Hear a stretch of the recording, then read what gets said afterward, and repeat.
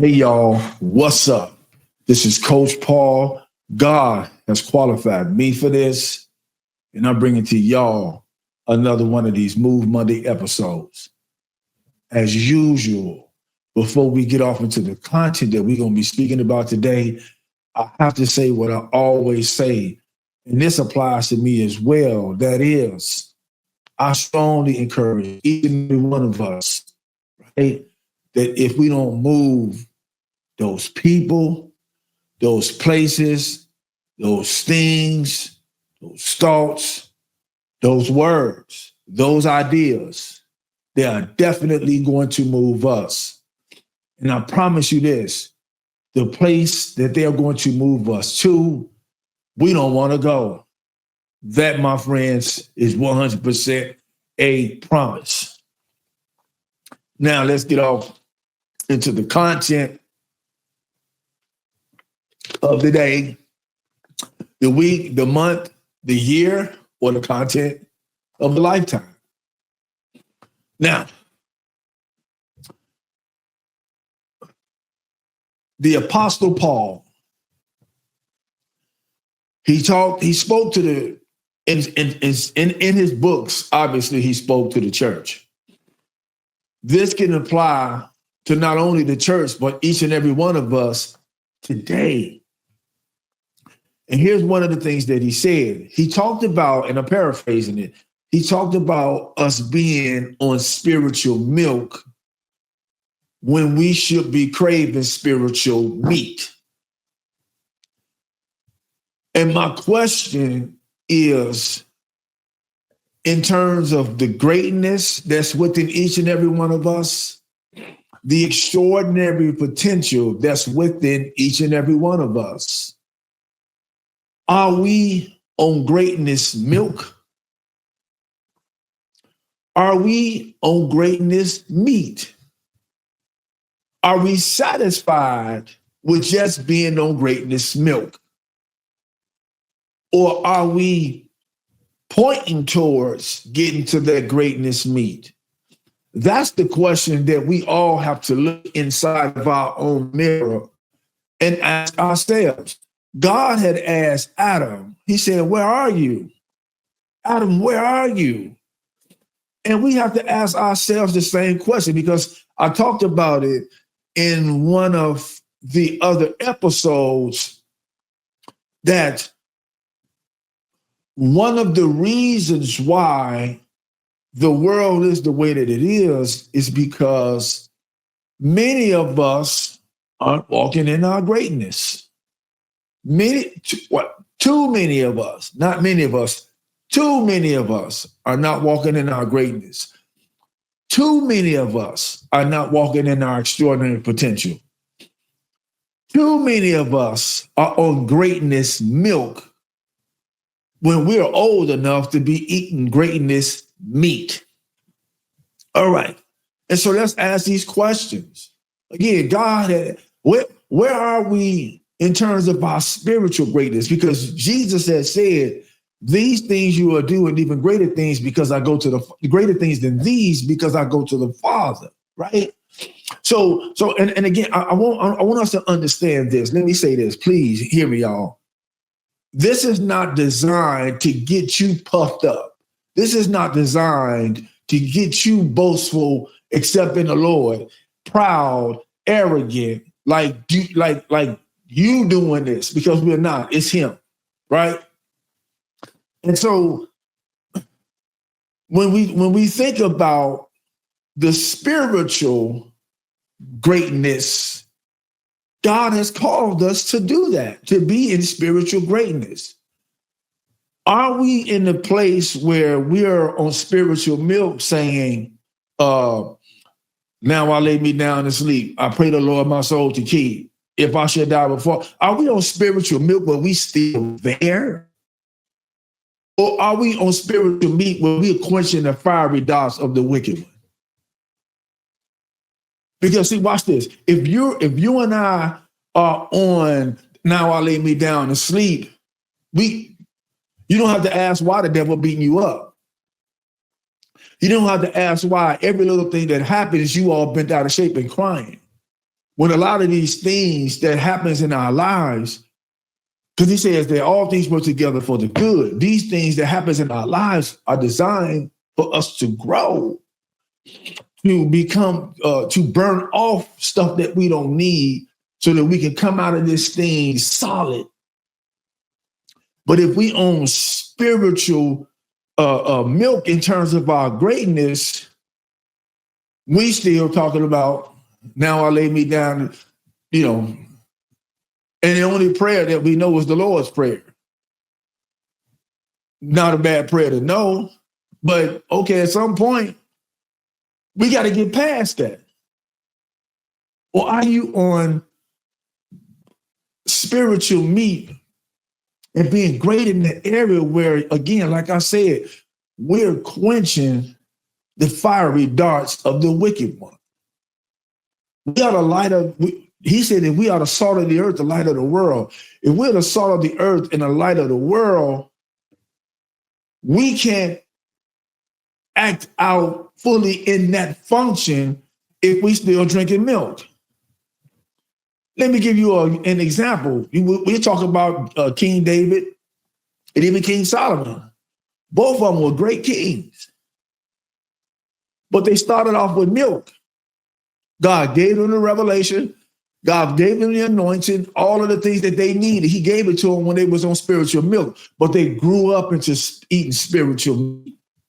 Their greatness was exemplified in the things that they did, the things that they overcame, the way that they helped the people.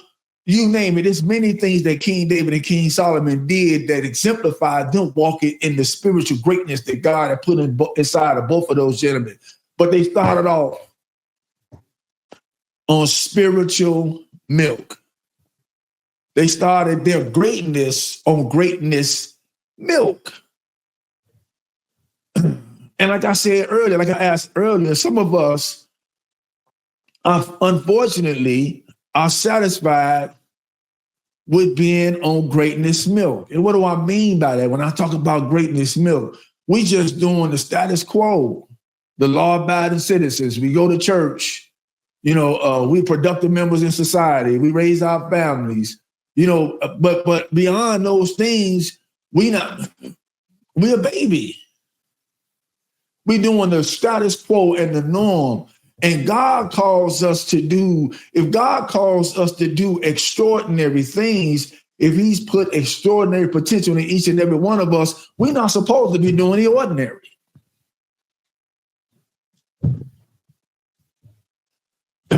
We are not supposed to be doing the ordinary. So again, Adam, where are you? Are you on greatness milk in terms of your spiritual walk? Or are you at least craving or growing so that you can digest, so that you can eat, digest, and live off of the spiritual meat in terms of your greatness?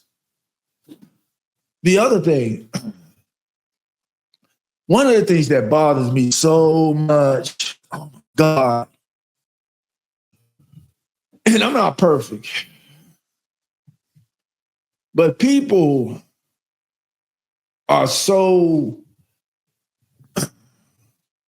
spiritually and greatness immature when it comes to our emotions. We let everything affect us. And watch this, that's emotional greatness milk. We let everything get us bent out of shape and affect us. So watch this. No, let me say it like this. We let all of the little things, every little thing that happens, we let it affect us in a negative way, get us bent out of shape. And that means, the problem with that is that when the big things come, we don't have a snowball chance in hell because we're so given into this. Look, man, listen, everything is not meant for you to give your energy and time to. Everything just not. One of the things that I do I use it can be sarcastic. However, it helps me, and I use two words, and I say, "You right." And what that means to me, more often than not, if I say that, whether it's verbal or in my mind and my spirit, that means you wrong, and I ain't got time to even be focusing on this foolishness. That's what that means.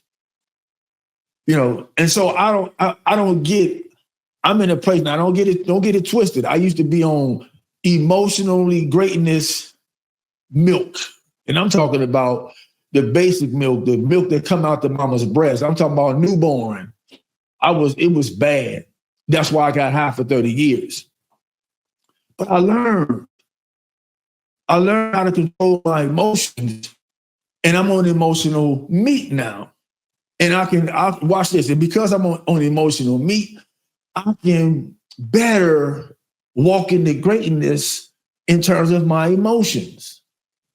Having control over them and not allowing them to control you. Again, this gets, oh my God, this really gets on my nerve. And I'm talking about, watch this. I'm talking about people who saved. Now, we already know and understand, unfortunately, that the people who ain't saved, they being run over. I see people get bent out of shape, emotionally bent out of shape out of stuff that don't even. It's 100% unnecessary for you to be getting all bent out of shape like that over that. It's just, but again, we talking about in terms of our emotional greatness being on that milk. Being on that milk. So because watch this, if you cannot control your emotions gonna control you. And 100% of the time, when we do or say stuff based off emotions, it usually comes out wrong. Somebody gets hurt. So again, when it comes to your emotional greatness, where are you? Your milk, your meat. Are you on milk and craving meat? Watch this. Are you on meat trying to go back? Are you on meat trying to go back to milk? That's another episode. Now let's talk about it from a physical standpoint. Because and this is especially to us African Black people. I ain't been to Africa before in my life. I got heritage there, never been there before. So I'm a Black man who lives in America. Watch this. I'm a Black American. Anyway.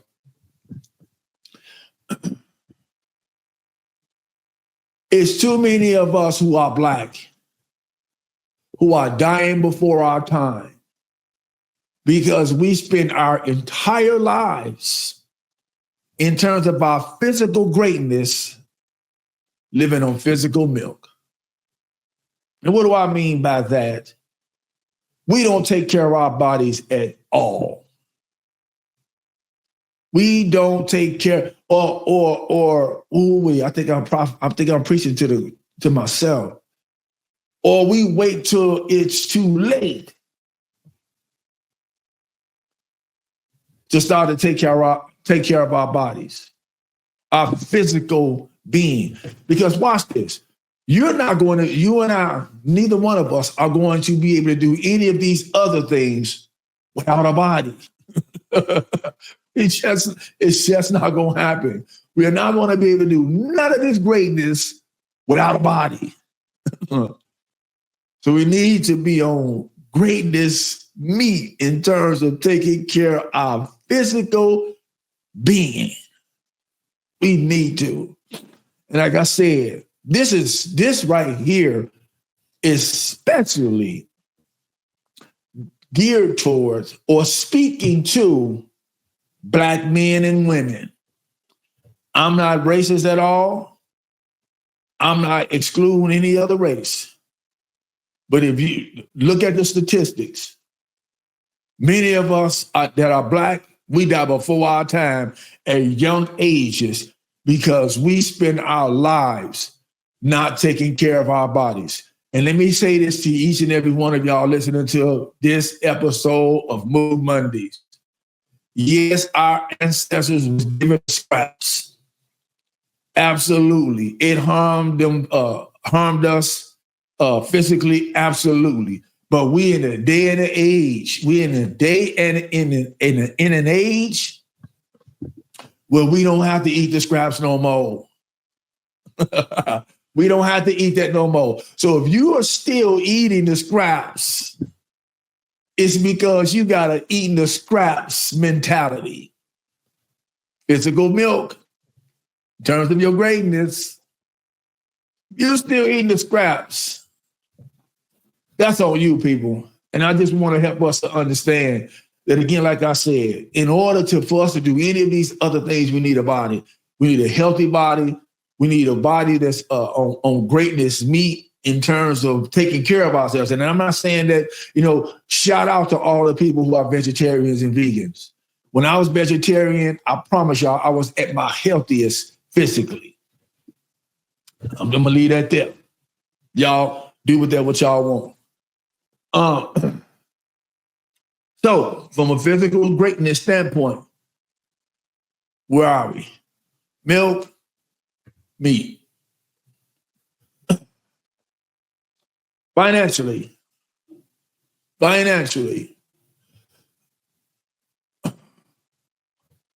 this is another issue with all of us. Financial greatness in terms of we on milk. What I mean by that is that we ain't seen nothing that we don't want to buy. They talk about basketball, and some players, they used to mock them or tease and say they never saw a shot that that wasn't good enough to take. That's what's wrong with many of us as from a financial standpoint. That's why our greatness in terms of from a financial standpoint, we on milk because we have not seen anything that ain't good enough to buy. Yep, I want that. I want this. I want that. I want that. And then again, we wonder why we live in paycheck to paycheck. We wonder why our wallets and our pockets and our purses seem like they have a hole in them.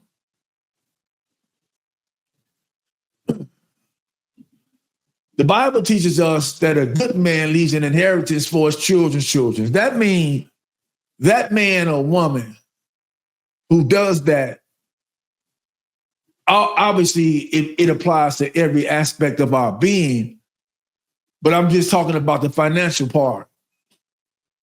If he leave an inheritance for his children's children, that means that he was on financially greatness meat.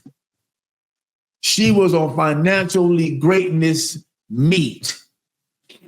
They were wise and smart and made decisions that pointed toward the future with their finances and not towards today. Let me say this, y'all. I've been guilty of being a consumer. Been guilty of that. Very guilty of that. And this episode, not only this episode, but there's been other things in my life that told me it's time to turn. I need to turn that around. And I have. I've been, taking baby steps, but I'm on my way to the to the meat. I've been taking baby steps, but I'm on my way to the meat. I don't want the milk no more because God, listen, let me say this to y'all. God has given me too much for me to live this life now and in the future with nothing.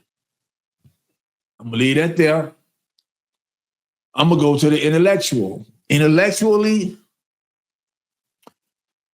we are wise.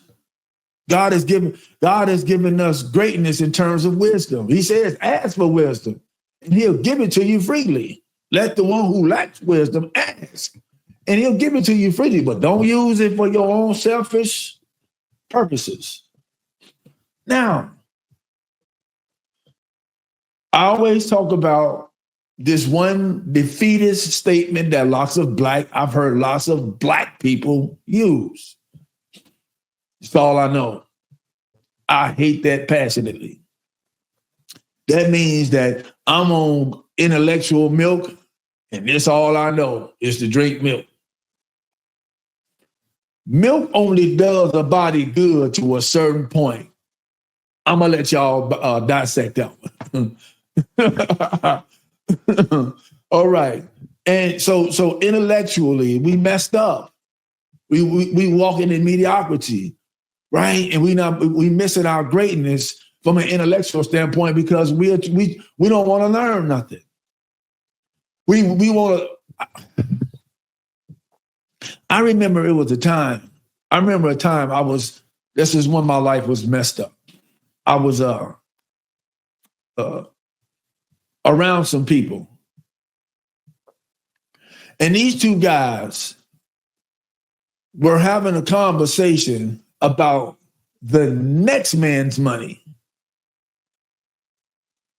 And the conversation had gotten so intense that they were arguing and ready to battle against each other in terms of a fight about what the next man, Jay-Z, got in his pocket.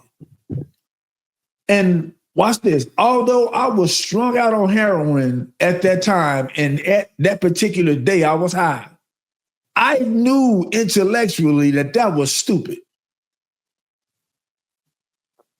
With all that there is to know, y'all want to do some research on finding out what the next man got in his pocket that don't know you or don't care nothing about you. And I'm not calling Jay-Z evil, but he don't know these dudes from a can of paint and probably would. Let me leave that alone. He didn't know them from a can of paint. But from an intellectual standpoint, they actually took the time to find out what type of money this man had instead of building their own. So intellectually, where are you, Adam? Intellectually, where are you, Eve? Are you on greatness milk in terms of your intellect? Are you craving greatness meat in terms of your intellect? Or are you on greatness meat intellectually already and continuing to grow? I'm going to leave that one with saying this. Start also craving some greatness vegetables.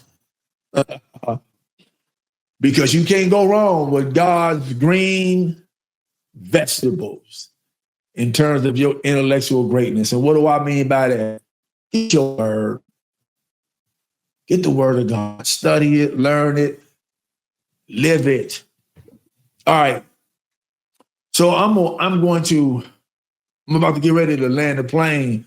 So I'm going to pair a couple of other ones together, social and community, because those kind of go hand in hand.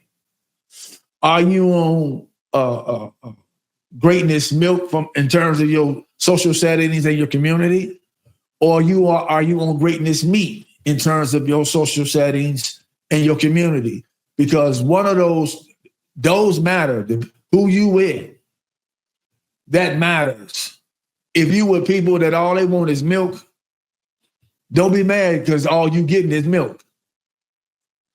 Don't be mad because all you getting is nothing. I know so many people that I know people that from a community and a social standpoint, they are satisfied with having nothing, doing nothing, being nothing, striving for nothing. You know, again, law-abiding citizens, right? Law-abiding citizens, productive members in society, but they ain't doing it. From a community and social standpoint, they're not getting in the circles that's going to help them to grow. They're not getting in the circles that's going to help them to prosper. They're not getting the circles that's going to help them learn how to eat the greatness milk in terms of your social and community settings. They're not. It's just, I used to be that way when I was living that messy life. I used to always, I'll get pulled out of those communities, right? In those social settings. I'll get pulled out and I'll get exposed to the ones who are walking in their greatness many times. And I went right back. It was miserable as hell. Let me let y'all know that. Miserable as all get out. Thank God, excuse me, that I finally got to that place that enough was enough. I didn't need no more of that. Anyway, where are you? Adam, where are you in terms of your in terms of your community and social greatness? Are you on milk? Or you hanging with the people that's eating? Yeah, that's a good one. Or are you hanging with the people that's eating? Are you in the social communities and settings where they eating? All right. Think about it. Lastly, occupational and financial greatness. They say if you love what you do, you'll never work a day in your life. If you love what you do, more often than not, that's tied to your purpose and the meaning of life for you. Someone's gonna pay you, right? It's going to pay you. So, from an occupational and how did I just lose that thought? From an occupational and a financial standpoint, are you doing the milk or the meat? Is your greatness attached to the milk, meaning that I'm just gonna go get a job? Many people, and I work in the recovery community, right? A person who's in long-term recovery myself. And I want you to know that what I do is attached to my purpose. I started off with a job and some finances that was stepping stones, right? The occupational and the financial that was stepping stones. But I had to grow. In order for me to get to where I am, I had to get up off the milk that God gave me. And I didn't even want to do it. Trust me. I tried to make every excuse like, God, you gave me this. And he's like, no, it's time for you to move. And I had to. So are you, again, back to the point that I was about to make, working in the recovery community, work with lots of men who are in residential and in some cases outpatient substance use facilities, right? Or groups.